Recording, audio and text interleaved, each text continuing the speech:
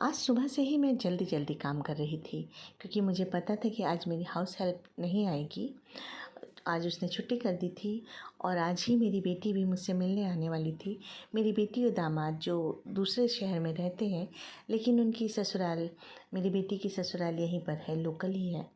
तो वो अपने ससुराल की तरफ से किसी फैमिली फंक्शन में आई है, इसलिए मुझसे 1 घंटे के लिए मिलने आने वाली थी।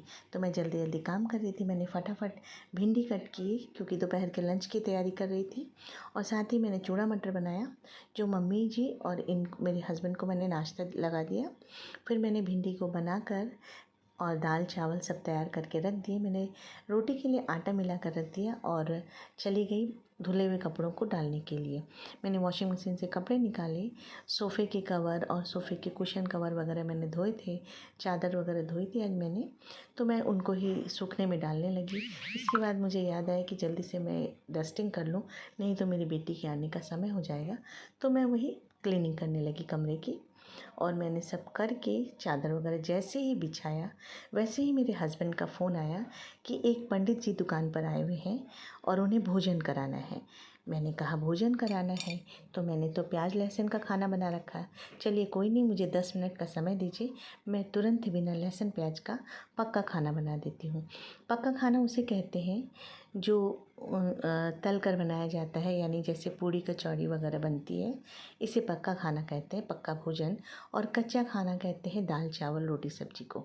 तो मैंने पक्का भोजन तैयार किया। फटाफट मैंने आलू कट किए और आलू मटर टमाटर डालकर मैंने कुकर में सब्जी बनाई, और भिंडी मैंने थोड़ी सी बचा रखी थी, वो भिंडी काट कर मैंने घी में नमक काली मिर्च की भिंडी छौंक दी। इस तरीके से मैंने 2 सब्जियां तैयार कर ली। मेरे हस्बैंड ने एक दुकान के स्टाफ के हाथ से मिठाइयाँ भेज दी। दही मैंने जमा ही रखी थी और दही साफ़ रखी थी, तो मैंने फटाफट से थाली लगा दी जिसमें दही, मिठाई, भिंडी, आलू मटर की सब्ज़ी, और मैंने पूरियों का आटा तैयार किया और पूरियाँ निकाली और पूरी लगाकर मैंने सब्ज़ी और पूरी सब्ज़ी मिठाई दही वगैरह करके नीचे खाना स्टाफ के हाथ से भेज दिया। फिर मैंने मम्मी जी का खाना निकाला, दाल चावल रोटी और भिंडी की सब्ज़ी और दही, ये मैंने मम्मी जी को दिया।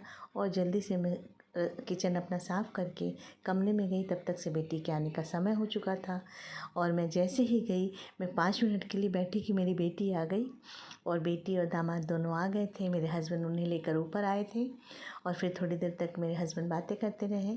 फिर वो नीचे चले गए और मैं, मेरा दामाद और मेरी बेटी बैठ के बातें करने लगे। हमारी भतीजी भी आ गई थी, छोटी बच्ची, वो भी बात करने लगी।